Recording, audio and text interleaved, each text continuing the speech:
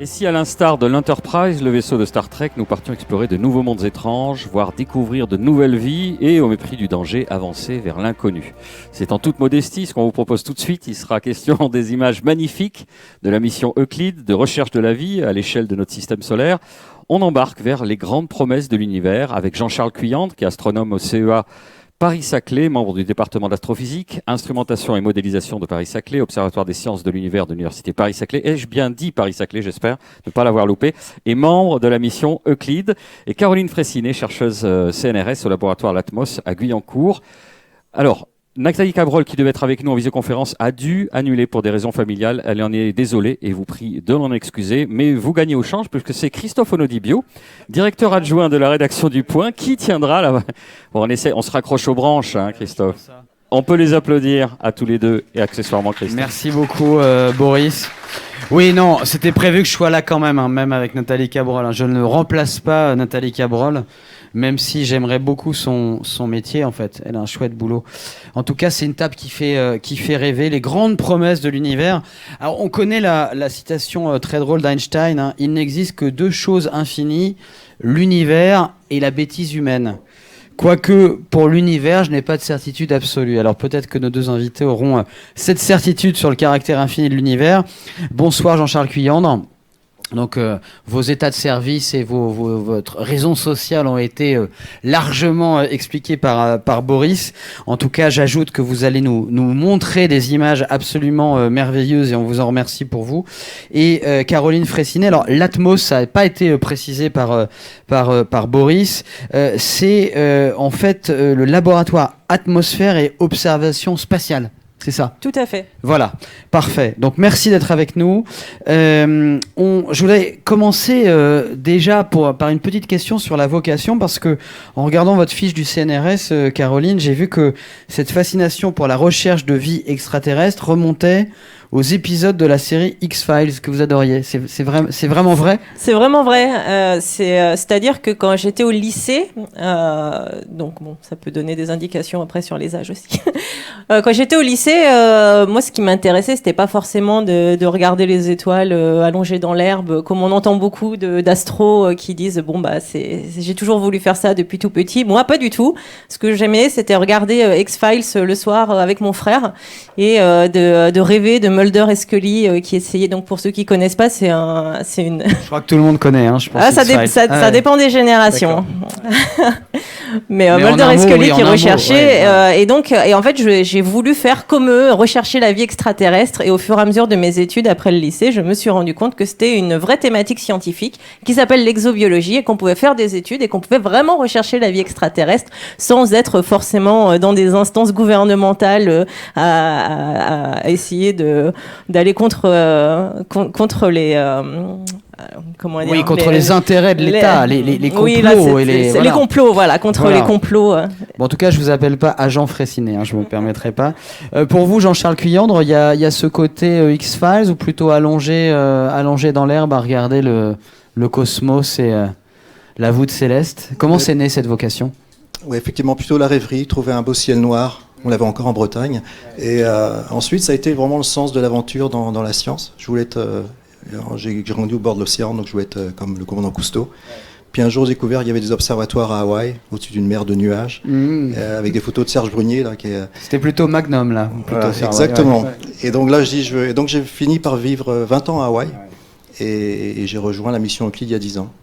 Alors il faut expliquer d'abord, parce que j'explique un peu comment ça va se dérouler.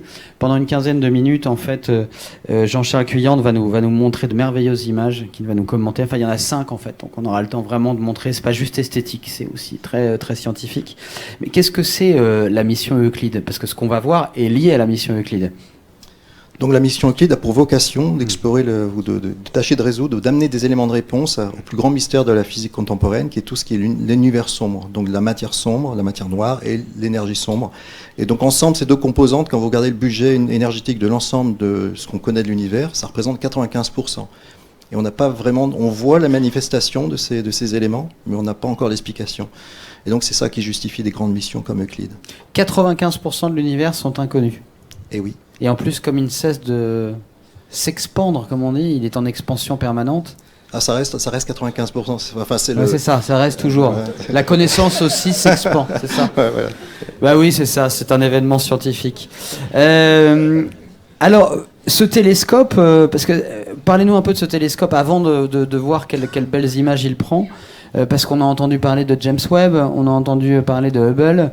Le vôtre, c'est lequel? Alors peut-être qu'on peut commencer avec les très slides bien. parce C'est que vous qui avez la. D'accord. Ouais. Si on pouvait lancer les slides, s'il vous plaît, voilà. Voilà. Donc là, la raison d'être, vous l'avez en haut, c'est l'univers sombre et la motivation scientifique principale. Et ça justifie ce grand mystère, a justifié qu'on construise depuis 20 ans, qu'on mette en place cette mission. Alors ça a pris du temps, il y a beaucoup de compétition. Finalement, ça a été sélectionné parce qu'elle répond à vraiment un grand pilier de la physique moderne. Et donc nous y voici. Donc une fois qu'on a été sélectionné par l'Agence spatiale européenne, il s'agit de le construire. Donc c'est voilà tel que je l'ai photographié il y a près d'un an à Thales à Cannes. Il y a également des contributions très fortes de l'industrie française avec Airbus. Et nous l'avons lancé en juillet dernier par SpaceX sur Falcon 9. Tout s'est très très bien passé. Et quelques semaines plus tard, depuis le point de Lagrange 2, qui est à peu près à 1,5 million de kilomètres de la Terre, c'est là où se trouve Euclide, c'est un point de stabilité gravitationnelle, c'est-à-dire que Euclide va nous suivre pendant toute l'année et ça facilite la communication, les contrôles, etc. Et donc ces images, cette première image, ça a montré que le télescope fonctionnait. Mais il s'agissait vraiment de montrer un peu mieux au monde de quoi est capable ce télescope comme aucun autre. Et comme je dis, il est très très différent du James Webb et du Hubble. Il est complémentaire, mais il remplit une niche scientifique unique dans le sens où on a un champ de vue extrêmement étendu, ce que le Webb et le Hubble ne font pas. Alors vous avez des complémentarités qui existent au sol en termes de précurseurs, de technologie, etc. Mais quand vous faites un télescope dans l'espace, et je découvre ça. Moi, j'ai passé 20 ans sur l'astronomie sol, mais non, je suis dans l'espace avec Euclide. C'est vraiment un tout autre domaine en termes de perception de la vitesse à laquelle voilà, vous percevez votre information. Et donc, là, sur la gauche, vous voyez le champ de vue. Imaginez-vous la pleine lune dans le ciel. Vous avez le champ complet de Euclide. Donc, il couvre à peu près 2 fois la surface de la pleine lune. Ça, c'est révolutionnaire. C'est vraiment s'il y a quelque chose à retenir de Euclide, c'est ce grand champ de vue. Et la raison, c'est parce qu'on doit observer 1/3 de l'ensemble du ciel en 6 ans. C'est la mission principale. Pour pouvoir répondre à ces problèmes d'énergie sombre et de matière noire, il nous faut à peu près un échantillon de 2 milliards de galaxies, jusqu'à peu près la moitié de l'âge de l'univers. Ça va prendre du temps, alors. Ça va prendre beaucoup de temps. Ouais. Et le télescope, il a beau être dans l'espace, mais il n'a qu'un mètre de diamètre. Ouais. Donc, pour pouvoir acquérir ces petites galaxies, ça prend du temps. Et donc, il nous faut un très grand champ de vue et des caméras panoramiques extrêmement avancées. Donc là, vous voyez au centre, c'est la caméra visuelle, donc dans le gordon optique auquel votre œil est sensible. 620 mégapixels qui était intégré au CEA sur le plateau ici, ces photos datent de là. Et sur la droite, vous avez par contre une mosaïque de détecteurs infrarouges. Et là, c'est vraiment une autre révolution. C'est-à-dire que entre ces deux appareils numériques révolutionnaires, on explore des niches scientifiques comme aucun autre télescope avant nous. Voilà, donc ça c'était l'introduction. Donc quand ces données vous arrivent de l'espace, les images que vous allez voir, ça sont très très loin de ce que reçoit en termes de données brutes. Donc moi, ma mission, là, qui m'a été donnée par l'Agence spatiale européenne, ils m'ont dit, avec toute ton expertise passée sur ce type d'instrumentation, fais-nous des belles images. Voilà, en gros, c'est comme ça que ça se passait. Pourquoi ? Parce que les promesses de l'univers, la connaissance scientifique, ça passe d'abord par de belles images ? Par des données. Et alors il s'avère que quand on observe l'univers lointain, on attrape tout sur le chemin. Donc vous avez ces galaxies lointaines qui sont l'intérêt scientifique principal, mais en chemin, vous allez rencontrer, comme je vais vous le montrer, des amas de galaxies plus proches, des groupes de galaxies, des étoiles de notre propre galaxie, du milieu interstellaire de notre propre galaxie. Et tout ça, c'est un grand filet à lumière. Euclide, c'est vraiment pas juste en train d'observer le sujet principal qui nous intéresse pour l'énergie sombre, ça observe tout. C'est pour ça que dans le consortium Euclide, qui inclut à peu près 2000 scientifiques, la majorité, je dirais plus de 1000, sont des scientifiques qui sont intéressés par ce qu'on appelle la science legacy, c'est-à-dire qu'on fait de l'astrophysique. On regarde la physique des étoiles, la physique des galaxies, du milieu interstellaire, comment on a tout ça, ça évolue. Et la composante matière noire est relativement réduite. Mais ça commence par des données brutes et qui ressemblent à ça. Donc ce que vous obtenez du télescope, c'est ça. Et donc ça demande beaucoup de traitement. Donc moi, c'est une de mes spécialités. de traiter ces images. Donc là, c'est un autre exemple. Avant, c'était sur le canal infrarouge. Là, je donne des exemples, je ne vais pas rentrer dans les détails. Sur les aspects d'étalonnage sont extrêmement critiques. Vous passez beaucoup de temps. Donc, il y a beaucoup d'efforts à mener sur les données brutes pour que vous les ameniez au niveau auquel vous allez voir à l'écran dans quelques instants. Il y a des éléments très innovants. Donc, même si on prépare la mission depuis 20 ans, il y a des éléments qui étaient nouveaux pour moi. C'est-à-dire quand vous êtes dans l'espace, vous êtes bombardé par des rayons cosmiques, ou galactiques, ou extragalactiques, ou solaires. En plus, là, on rentre dans un cycle solaire plus intense. Donc, on reçoit une pluie intense de rayons cosmiques qui interagissent avec les détecteurs. Et ça vous donne là, vous avez des étoiles, quelques galaxies, mais on ne voit pas grand-chose sur l'image de gauche. Et grâce à l'intelligence artificielle, donc on a pu entraîner un réseau de neurones sur des données Hubble, parce que c'est le même type de données spatiales. Et avec ça, le système est capable de retrouver qu'est-ce qui est réel en termes de signal étoile-galaxie, de ce que c'est un rayon cosmique, puis on nettoie et on récupère l'information. Alors ça c'est majeur.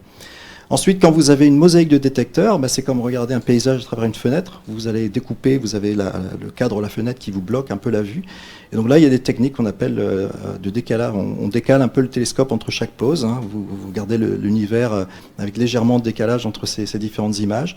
Et digitalement, par la suite, vous êtes capable d'empiler votre information et de recréer une image contiguë de l'univers. Donc c'est pour ça que là j'ai pris l'exemple de la tête de cheval que vous allez voir en détail par la suite. Et là vous le faites pour le canal visuel puis pour les autres images. Voilà. Donc ça c'est ce qui se cache derrière. Ensuite on me pose souvent la question, la palette de couleurs. Quelles sont ces couleurs que l'on voit? Je vais vous expliquer au fil des images ce qu'on voit en termes de réalité physique. Donc là les couleurs qui sont capturées par Euclid, il y en a 4. Une dans l'optique et 3 dans le proche infrarouge. Et quand vous les combinez pour en faire une image RGB, qui est ce que notre œil peut percevoir sur un écran, c'est des pixels qui s'allument en RGB avec une différence d'intensité, il faut faire une espèce de projection de ces canaux, de ces couleurs d'Euclide que l'œil ne peut pas voir, et vers une image que nous pouvons interpréter. Et là, le point clé, quand j'ai fait ça pour les as, je leur dis, il faut qu'on respecte la physique du signal. En l'occurrence, que quand vous avez un objet, par exemple, qu'on voit avoir bleu, ça veut dire que, si c'est une étoile, ça veut dire que c'est une étoile plutôt massive et chaude. Et ça, c'est inhérent. Il faut savoir respecter cette physique. Donc là, en bas, j'ai mis quelques diagrammes où il faut qu'on respecte également la couleur des galaxies. On va voir la tête de cheval. Ouais. Alors, elle arrive. Voilà. Et donc les images que vous allez voir, c'est pas tout. Parce qu'il y a à côté, donc vous créez un signal qui est exploitable scientifiquement, et ensuite il faut passer à l'esthétique. Et donc là, il y a tout un travail que je mène avec mon collègue Giovanni, qui est d'optimiser avec Photoshop. On augmente un peu les contrats, etc. Et ça, c'est juste pour que vous engagez un peu plus au niveau du public. Parce que, voilà. Et donc nous voilà partis. Alors les 5 images qui avaient été sélectionnées par l'ESA en novembre pour partager la nouvelle de ce nouveau télescope dans le ciel, celle-ci était vraiment la majeure, c'est elle qui a vraiment fait le tour du monde. Là vous avez le champ complet. Imaginez-vous de nouveau ce carré, la tête de la pleine lune, elle est quasiment en train de remplir ce champ. Et toutes ces images que je montre, là vous les trouverez en haute résolution sur le site de l'ESA. Vous y allez après la conférence, vous trouverez toutes exactement les images. Elle a été vue par un tiers de l'humanité, c'est ça à peu près? En effet, on y est, en termes d'exposition. Donc c'est un grand succès, ça montre que l'ESA, enfin, a un télescope qui rivalise avec le Hubble et le James Webb pour produire ce type d'image. Donc c'est quoi ce qu'on voit d'ailleurs? Alors là, ce que vous voyez, donc la tête de cheval, c'est une nébuleuse, c'est une zone de formation d'étoiles à peu près 1500 années-lumière de la Terre. C'est vraiment dans le proche voisinage, c'est dans le bras spiral le plus proche dans la région d'Orion. Et vous avez une nébuleuse, donc c'est un nuage moléculaire très dense, riche en poussière. Et les poussières ont la nature de ou absorber la lumière ou la diffuser. Et donc quand vous voyez une silhouette noire, ça veut dire que la lumière a été absorbée. Quand vous voyez de la réflectivité sur la nébuleuse, ça veut dire que la lumière a été réfléchie. Et donc, si vous voyez une nébuleuse rouge comme ici, ça veut dire que la lumière rouge a été réfléchie. Par contre, on voit qu'il n'y a pas de bleu, c'est-à-dire que le bleu a été observé. Le bleu qu'il y a derrière, par contre, ça c'est du gaz ionisé. Et donc, la longueur d'onde typique, si vous le voyez avec votre œil nu, il serait rouge. Il vous faudrait une pupille absolument colossale pour voir la couleur, mais c'est l'idée, c'est que c'est ce qu'on appelle l'émission H-alpha, c'est de l'hydrogène neutre qui est ionisé. Et quand vous faites ça, avec les bandes d'Euclide, comme je disais, comme c'est décalé, cette longueur d'onde se retrouve dans le canal bleu du RGB. C'est pour ça que la tête de cheval vue par Euclide est très différente de tous les autres télescopes, parce qu'on a tout décalé, et c'est ça qui crée cette palette particulière d'Euclide. Donc il y avait l'ESA avait demandé de sélectionner des zones particulières qui permettraient d'explorer un peu le contenu de chaque image. Donc là, en l'occurrence, je montrais la fameuse silhouette extrêmement fameuse. En bas à gauche, vous avez une zone encore active de formation d'étoiles. On voit qui est en train de s'ouvrir, voilà, les étoiles qui sont en train de se libérer. Ici, alors attends, que je ne me trompe pas, ici, vous voyez que l'étoile est presque encore enfouie, mais vous voyez presque une vision 3 dimensions de ces images. Donc quand vous irez les voir sur le site de l'ESA, vous aurez encore mieux, plus de détails que ce qu'on voit là. L'autre, c'était, il nous fallait un fil conducteur entre les 5 images qui ont été libérées en novembre. Et comme je le disais pour la mission de l'énergie sombre, notre échantillon principal, ce sont ces fameuses galaxies lointaines, les 2 milliards qu'on doit observer au fil de 6 ans.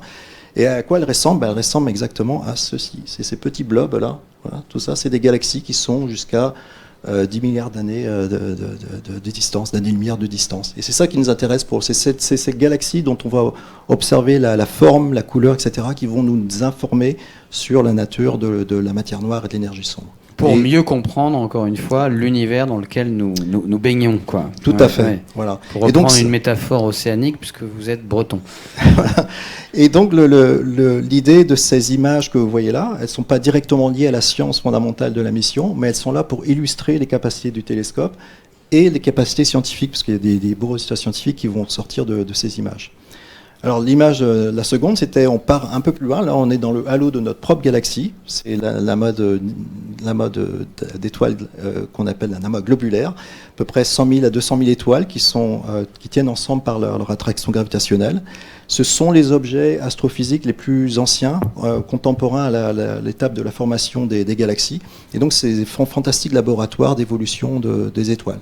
Voilà, et donc quand on regardait ça, c'est joli parce que c'est très piqué. Alors, Euclide Airbus a fait une merveille de technologie en termes de conception optique, et nos images sont d'un piqué extraordinaire. De nouveau, vous avez accès à des images à pleine résolution sur le site de l'ESA, et donc on voulait exprimer cette fantastique résolution à travers ces images.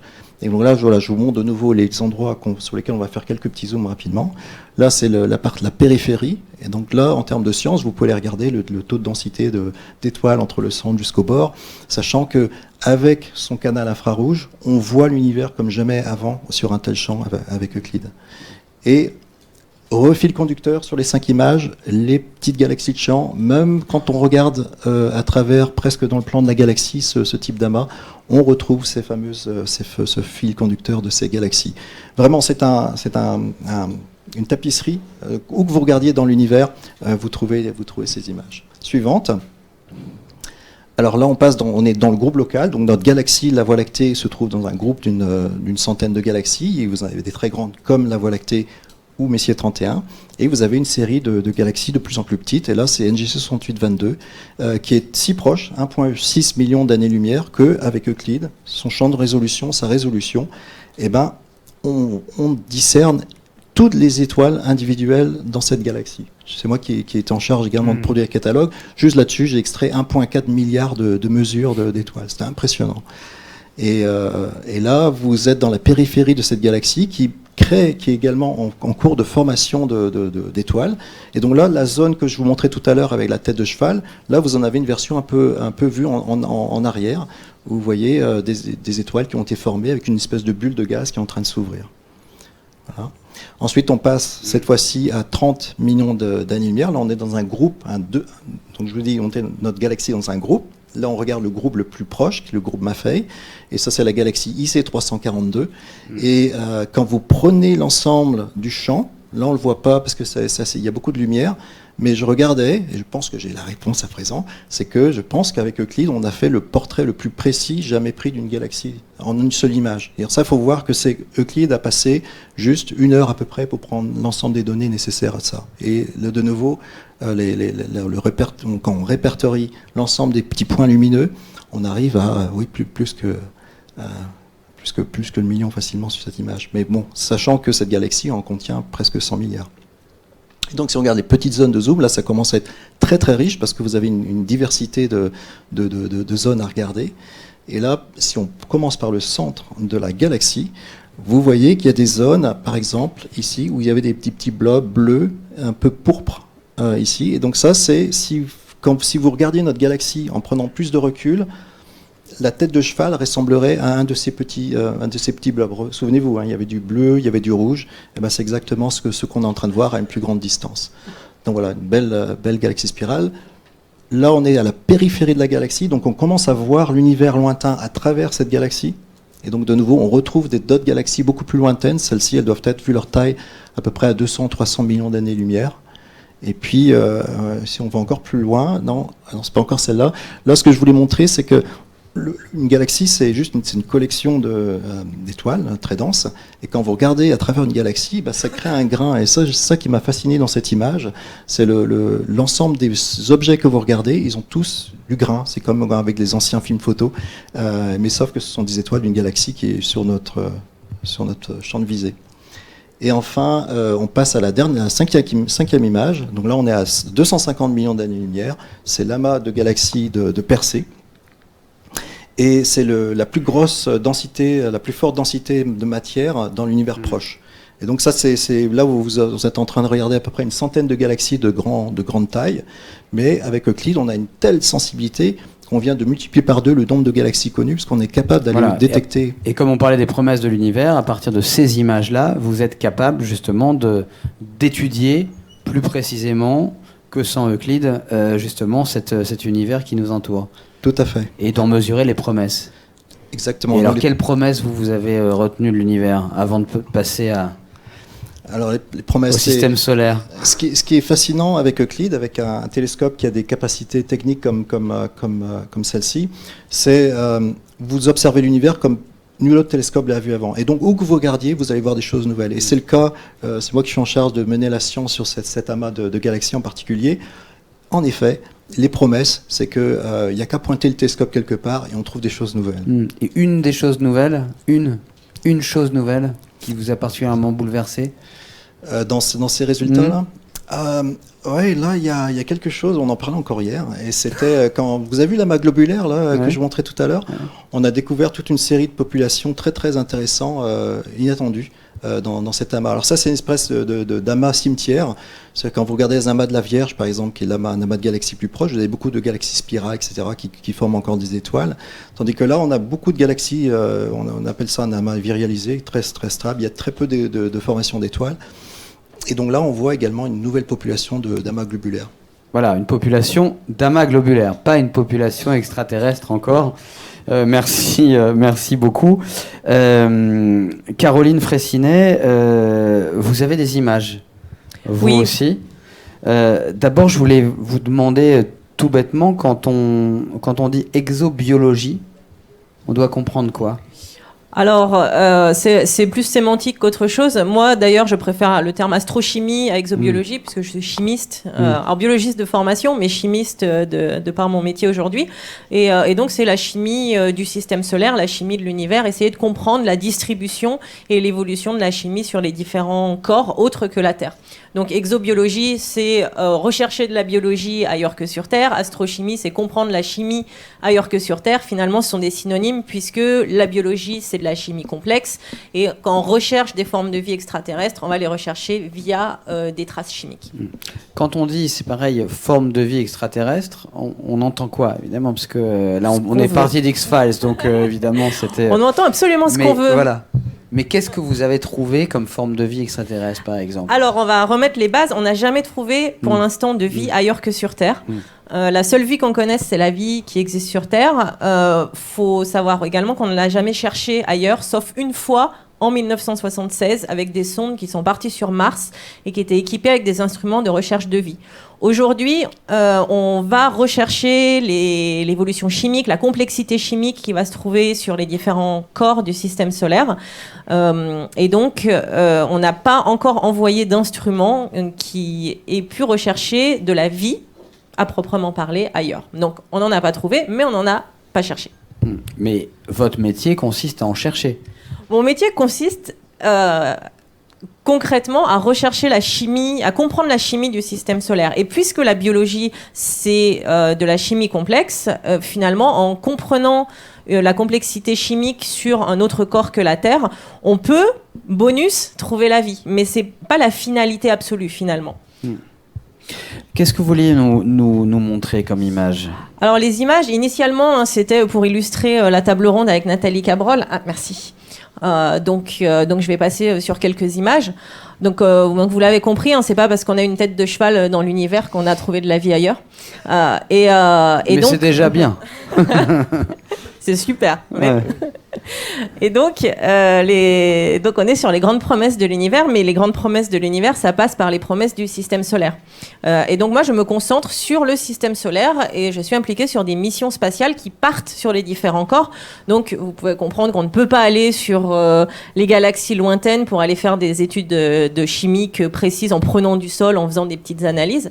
Par contre, on peut y aller dans le système solaire.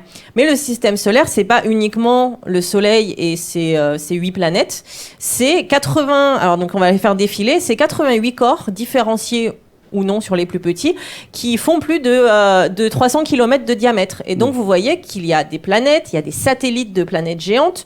Donc on a Titan ici, dont on va parler, des planètes volcans, des planètes océans avec des océans liquides sous une croûte de glace, et tout un panel de nombreux corps qui peuvent avoir un intérêt pour la chimie, enfin qui ont un intérêt pour la chimie et qui peuvent avoir un intérêt pour la vie. Et donc je vais passer quelques images, puisque comme je vous disais, c'était censé être un support de table ronde plus que pour la discussion suivie. Et donc, quand on parle de chercher la vie dans le système solaire, on commence par comprendre la vie sur Terre. Ça, c'est la base. Donc il y a énormément d'études d'exobiologie ou d'astrochimie qui passent par rechercher la vie sur Terre et les limites de la vie sur Terre. Et sur Terre, on a seulement un endroit, et encore un endroit très restreint parce que c'est un lac de tout le système de Dalol en Éthiopie, où on n'a pas trouvé de vie. C'est extrêmement rare. C'est le seul lac sans vie. Enfin, c'est pas le seul, mais en tout cas c'est un des seuls, et c'est le seul qui a été analysé, et on a activement recherché des traces de vie. Et ce lac, il est hyper salin et hyper acide. Donc il contient deux caractéristiques qu'on appelle extrêmes, où les bactéries peuvent vivre dans des systèmes hyper acides ou dans des systèmes hyper salins, mais visiblement si c'est hyper salide et hyper salin, elles ont du mal à se développer. En dessous des limites de détection, etc. Et donc ça commence l'exobiologie par comprendre la vie sur Terre pour ensuite la chercher, par exemple sur Mars. Mars, c'est notre voisine directe, qui est entre 60 et 300 millions de kilomètres selon son orbite. Ici, une photo de Mars prise depuis l'orbite de Mars. Et donc, sur Mars, on a envoyé des missions. Aujourd'hui, il y a 8 orbiteurs, et quelques rovers à la surface. Donc, je ne vais pas les décrire, mais il y a de nombreuses missions spatiales. Donc, on cherche là, quand même. On cherche, mais on ne cherche pas la vie, comme vous pouvez regarder sur... Alors, on cherche quoi si on ne cherche pas la vie ? Par exemple, pendant très longtemps, on est allé essayer de comprendre le passé de l'eau sur Mars et le présent de l'eau sur Mars, sous quelle forme elle se trouvait. Ça, c'est la vie. L'eau, c'est la vie, comme on disait. L'eau, c'est pas la vie, justement. Alors, la preuve sur Dalol. Dalol, c'est de l'eau. Et pourtant, il n'y a pas de vie. Donc, l'eau ne signifie pas vie, mais sans eau, c'est difficile d'imaginer qu'il puisse y avoir de la vie. Donc, on va se concentrer sur les corps qui ont de l'eau aujourd'hui ou qui ont eu de l'eau liquide par le passé. Pour Mars, c'est le cas, et donc c'est pour ça qu'on essayait de comprendre avec les premiers rovers la disposition de l'eau dans le système, sur Mars. Puis de comprendre l'habitabilité. Donc est-ce que les conditions étaient réunies pour que la vie apparaisse, mais toujours sans chercher la vie. Et vous voyez que chercher la vie sur Mars, finalement, ce sont des missions futures. On n'a pas de missions passées, présentes qui ont cherché la vie. Excepté Viking en 1976, mais je rentrerai pas dans les détails, mais ils n'avaient pas les bons instruments pour chercher la vie, parce qu'on ne connaissait pas assez bien le contexte martien. Et si on ne connaît pas le contexte, c'est pour ça qu'on envoie toutes les missions pour connaître le contexte avant d'aller rechercher la vie. Si on ne connaît pas le contexte, on est sûr de se planter, on ne peut pas aller rechercher la vie. Oui, parce qu'on ne peut pas appliquer les modèles terriens, justement, ou terrestres, pour aller chercher une vie qui n'est pas terrestre, c'est ça. C'est entre autres ça, mais c'est aussi que les conditions sur les autres planètes sont différentes des conditions sur Terre, et donc il faut adapter les instruments. Si les conditions sont trop salées, que nos instruments fonctionnent pas en milieu salin, ça ne marchera pas. Et si on vient au sujet, les promesses de l'univers, dans votre métier, Jean-Charles nous parlait des promesses, ces galaxies qu'il observe, etc. Et les populations d'amas globulaires, hein, c'est ça, qui était une bonne nouvelle, peut-être, en tout cas une nouvelle. Vous, quelles ont été ces promesses que vous caressez, peut-être ouais. Alors, une, notamment, c'est... donc ici, on voit la mission Curiosity, qui est sur Mars depuis 2012, et qui est toujours active. Donc, il y a quelques trous dans les roues. Hein, je fais un petit zoom sur une roue, là, mais ça fonctionne encore très bien. Et donc, dans ce rover martien, on a un instrument qui permet de faire des analyses chimiques, et on a pu trouver des briques du vivant, donc ce qu'on appelle des molécules organiques.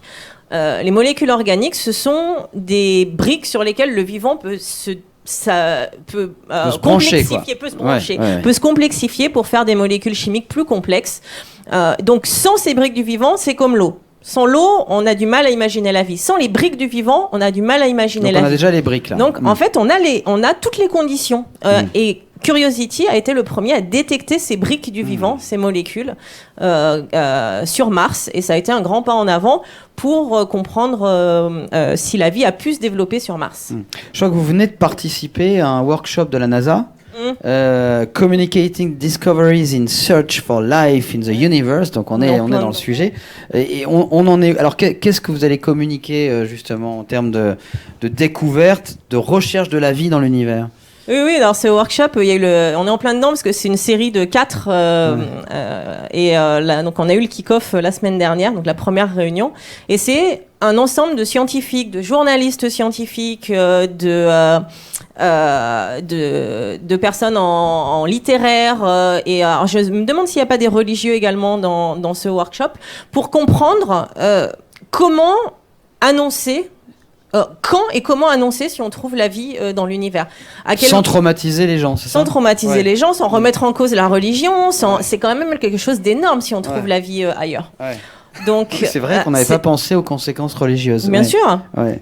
Et donc tout ce workshop est justement pour essayer de comprendre, déjà ne pas faire. Alors justement, j'ai une slide là-dessus qui est rigolote. Bon, ça c'est Mars, on va passer sur Mars. Oui, parce qu'on connaît Mars. Ouais. C'est boring. Mais j'arrive pas à passer parce que tant que Mars, c'est magnifique. Dans l'imaginaire, c'est très présent. C'est une photo. Il y a la question des océans, je trouve fascinant. Vous disiez tout à l'heure, parce que votre métier, c'est aussi au fond au globe-trotter terrestre d'abord, c'est-à-dire d'aller un peu partout, rechercher des sites analogues à d'autres ensembles du système solaire, à d'autres sites du système solaire pour essayer de comparer. Et ces océans, vous parliez d'océans internes. Hein, les océans internes. Qu'est-ce que c'est qu'un océan interne ? Voilà. Donc, juste avant de répondre à cette question, après on passe sur les océans internes et je vois le temps qui défile, ne vous inquiétez pas. Il faudrait qu'on vous garde encore 3 jours. Par rapport à Communicating Discoveries, il faut justement éviter les effets d'annonce. Attention, il faut... Nous, on essaye, en tant que scientifique, d'être ultra prudent sur l'énonciation. Donc, peut-être qu'on a des indices qui montrent qu'éventuellement, il peut y avoir... Et en fait, les journalistes peuvent interpréter et surinterpréter. Ah oui, parfois, les journalistes. En disant... parfois. Et donc, ce qu'il faut par rapport à cette communication, c'est parler le même langage entre les scientifiques et les journalistes, et c'est quelque chose de très important. Je voudrais, je me demande là si on a le temps. Je crois qu'on n'a pas le temps de l'océan. Ça, c'est vous, ça. Oui, ça c'était moi. C'était moi dans un. D'accord. Au Groenland. Sur la question métaphysique aussi. Est-ce que Jean-Charles, vous aussi, vous posez ces questions qui confinent au vertige, c'est-à-dire que vous arrivez, vous me parliez tout à l'heure de 12 millions d'années, c'est ça ? Enfin, on est plus que ça. Milliards, ouais. Voilà, je suis fâché avec les chiffres. 12 milliards. Donc, on est dans quelque chose aussi qui remet totalement en cause notre échelle terrestre, notre échelle d'être humain. Même Euclide, ça va être combien de temps il va remplir sa mission au bout de combien de temps ? Alors, il observe pendant 6 ans. Le télescope, il a été bien lancé par SpaceX. 6 ans seulement. Donc, il a 10 ans de vie. Oui. Donc, on verra bien ce qu'on en fera par la suite. Mais il y a 6 ans pour répondre à ces grands défis. Et donc, on retourne aux fondamentaux de la cosmologie, de quelle est l'origine, l'évolution de l'univers. Hein. On va pouvoir voir vraiment... Ça va apporter des rapports, des questions, enfin plutôt des réponses aux questions qu'on se pose sur notre apparition sur Terre, comment la Terre c'est formé, c'est fait aussi pour nous Pas- expliquer notre... Pas c'est un contexte cosmologique plus large, je pense, parce que là, les échelles de temps sont tellement énormes. Oui. On voit l'évolution le Soleil s'est formé il y a près 5 milliards d'années, un peu plus. Et donc, quand vous regardez l'univers qui est à peu près à ce point 13 milliards d'années, il y a toute cette fameuse question de comment la matière s'est structurée au fil du temps pour qu'on arrive à la complexité qu'on voit aujourd'hui, nous qui parlons à ce moment. Et donc tout ça s'est fait pas à pas. Donc c'est bien, quand on observe l'univers, on regarde en arrière, on voyage dans le temps, parce qu'on voit des choses de plus en plus loin. Donc on est capable de recréer le scénario cosmique de ce qui s'est passé. De la tête de cheval à nos têtes à nous, quoi. Voilà, exactement. Voilà. Et la tête de cheval, c'est bon, quand on parlait des briques de vie, la tête de cheval, c'est un site très important, parce qu'on voit le milieu interstellaire, les nuages moléculaires, c'est vraiment là où se forment les briques, c'est là où les choses se passent, là où vous allez former les étoiles. Et on sait maintenant, avec toutes les missions, que la majorité des étoiles, ou moins la moitié, je crois, ont un train de planètes. On trouve maintenant même des planètes flottantes, on est en train d'observer avec Euclide. Donc il y a tout un bestiaire qui s'enrichit constamment sur les connaissances. Et j'en parlais, il y a Étienne Klein, je déjeune avec lui à midi, là, et je pense qu'il intervient demain. On disait, ce qui est magnifique avec Euclide, à mon sens, c'est ce qu'on ne sait pas encore. Et quand vous avez une machine qui est tellement nouvelle, ce qu'on va découvrir est vraiment excitant. Donc la vie dans l'univers, au fond, on n'a pas encore trouvé parce qu'on ne l'a pas cherché, mais il suffit presque peut-être seulement de chercher. Oui, voilà. Si on a plus de chances quand même de la trouver dans le système solaire que Oui. sur les exoplanètes Pourquoi dont on d'ailleurs parlait, parce qu'on a des instruments plus performants qu'on peut envoyer pour rechercher des traces. Et également parce que si on va rechercher sur des exoplanètes, on va regarder cette planète à l'échelle globale. C'est-à-dire que si on trouve une trace de vie, il faudra qu'elle ait évolué suffisamment pour modifier toute la planète entière et émettre des traces. Voilà. On va passer, c'est tellement riche que je crois que les océans internes, je vous appellerai, vous me raconterez. Voilà, on se donne rendez-vous c'est l'avantage. l'année prochaine, sinon. Oui, on va passer aux questions. Peut-être ça peut être une belle question. Ça peut être une question. Sur les océans internes. Allez, on se tourne vers vous. On commence avec vous, monsieur. On va vous donner un micro. Ensuite, il y aura monsieur. Alors, on va vous passer un micro. Ici, là. Ouais.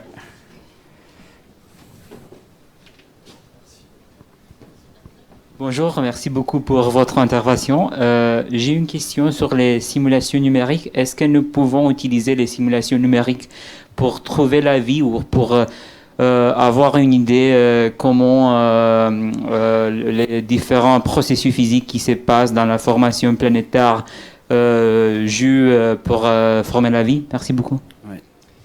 On peut faire des simus au niveau de la chimie prébiotique, donc essayer de comprendre comment une chimie simple peut devenir complexe.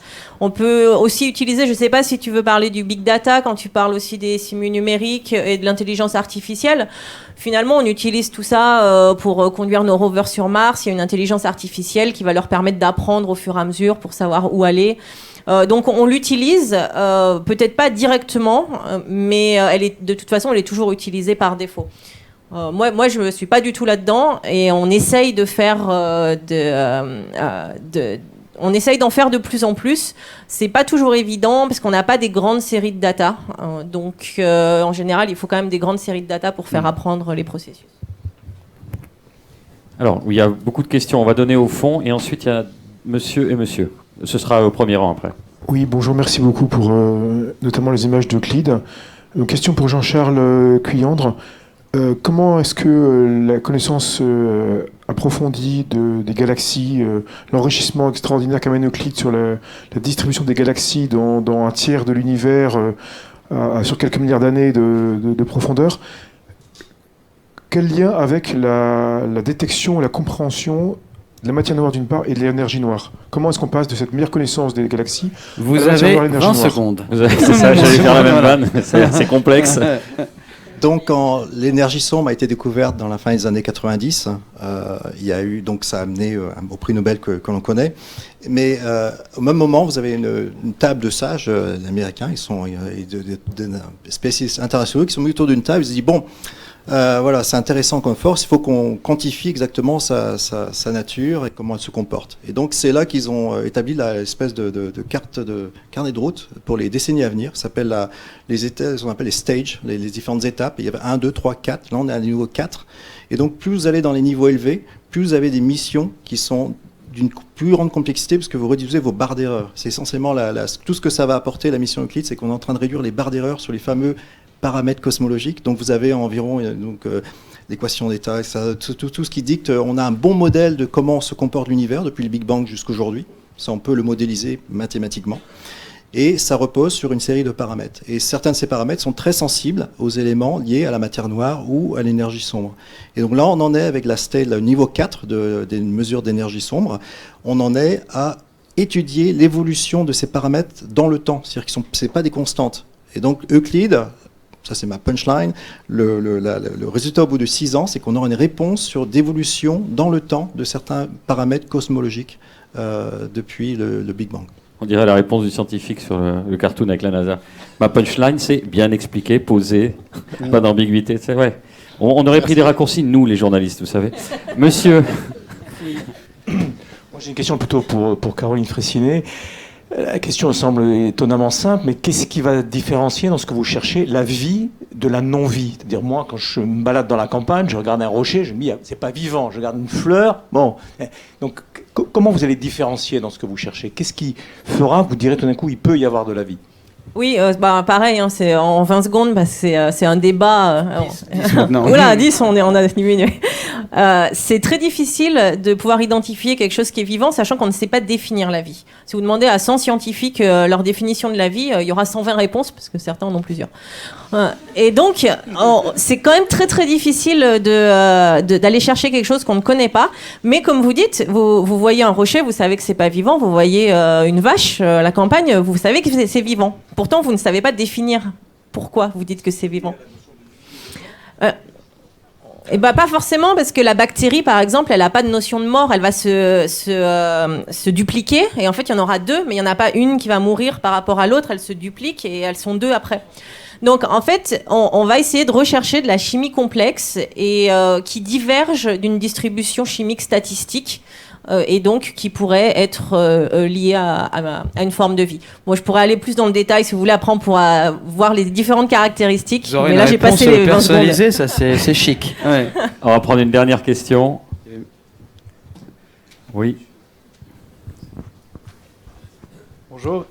Bonjour et merci. J'ai une question sur les briques dont vous aviez parlé. Concrètement, ça se traduit comment? C'est des acides nucléiques, des acides aminés, ou on n'en est pas encore là? On aimerait bien les acides aminés, et donc, comme disait Jean-Charles, les briques du vivant, elles sont formées dans le milieu interstellaire. Après, elles sont mises sur des astéroïdes qui viennent sur Terre, qui vont féconder la Terre avec ces systèmes chimiques.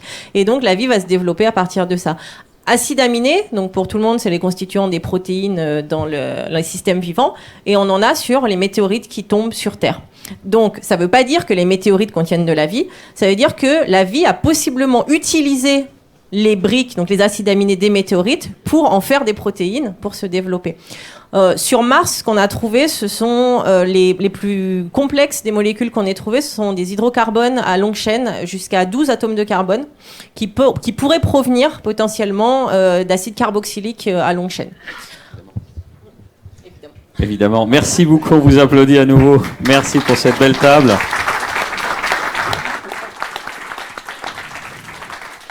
Et on se retrouve dans quelques instants pour parler ARN messager, le temps de faire entrer le nouveau public et pour vous de sortir avec une élégance non feinte. N'oubliez pas de vous munir de casque. La prochaine session se déroulera en anglais. À tout de suite.